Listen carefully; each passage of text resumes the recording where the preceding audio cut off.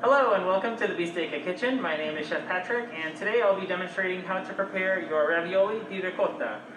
So we have our raviolis here, nice plump little pillows. This is our fried tomato sauce, so it's really brightens up the flavor, makes it really fresh. Even in the winter you can really enjoy these tomatoes.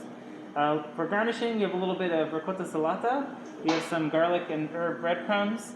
This is an Italian za'atar, a little bit of lemon marmellata, and of course olive oil to finish. This pasta is going to cook pretty quickly, so we're going to start with our sauce in the pan. And again, this is a tomato sauce that's been made by grating the tomatoes and then frying them really quickly and hard in olive oil with garlic and some salt. How long did that sauce cook for? The sauce, start to finish, probably cooked for about 20 minutes. And that's really just to kind of like fry the tomato in batches. Good amount of olive oil then, huh? Yeah, a lot of olive oil, yes. Okay. Like, really makes the flavor. Again, you know, we're in the middle of winter, so you don't necessarily think tomatoes. But I always start craving them around this time of the year because it's been so long since I've had a good tomato. So this is kind of my way of cheating and getting the tomato flavor out of winter tomatoes.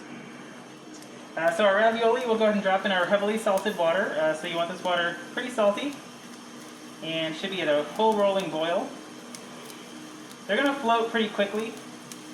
And part of that's just kind of the natural air that can collect as you make the ravioli.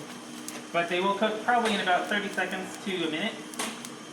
These guys are made the day that you're selling them. That is correct. These are made to order mere hours before you pick them up and take them home to cook.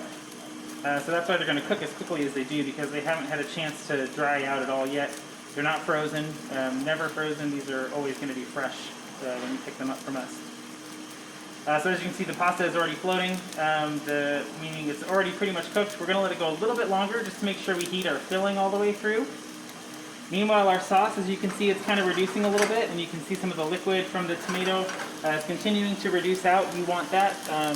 That's going to help tighten the sauce once we put our pasta in, which I think we can go ahead and do right now. You do want to make sure you cook this pasta in the sauce for a little bit. I'm using a non-stick pan. As with most of our pastas, if you're using a non-stick pan, you just don't have to move it around as much. But if you're using a pan that's not non-stick, you will want to move your pasta around so it doesn't stick to the bottom. Whenever I'm working with ravioli or filled pasta like this, I try to flip them over so that the top pillow is facing up as you're cooking it. It just helps with your corners on your pasta so they don't get all curly on you. It's not the end of the world if you aren't able to get them flipped.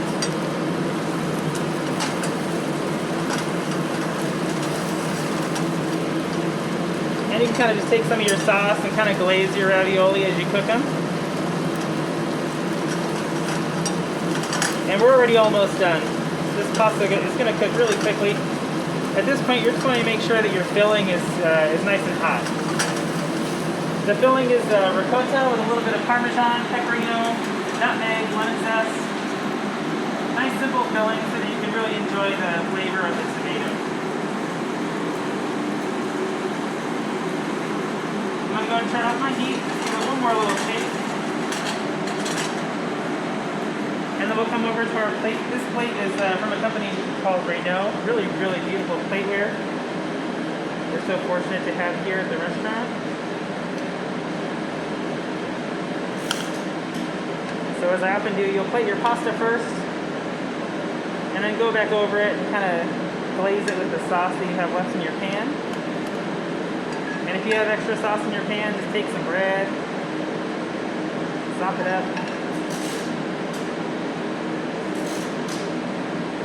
Get this nice kind of golden red color on the tomatoes from the frying in olive oil.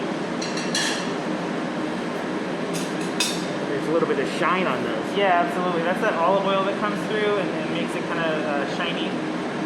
And then to finish, I'll start with the lemon marmellata, but you can really do it however you like.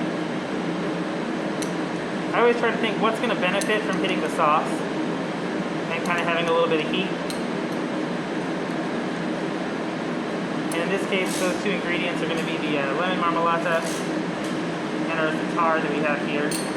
This tartar has some sumac, a little bit of thyme, sage, orange zest. Just kind of an Italian version of za'atar, which is kind of typically thought of as Middle East, but we're just right across the Mediterranean. And we'll do some breadcrumbs over the top. Breadcrumbs always make pasta taste even better.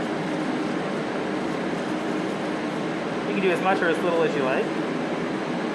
And then lastly, our ricotta salata. So this is just it's like a ricotta that's been cured essentially with some salt to make it a little tighter. So it does have a saltier content. And of course, drizzle a little olive oil over the whole thing. And there you have it. This is our ravioli di ricotta with fresh grated tomato sauce. Thank you so much for supporting us as always, and we look forward to having you here at the restaurant soon.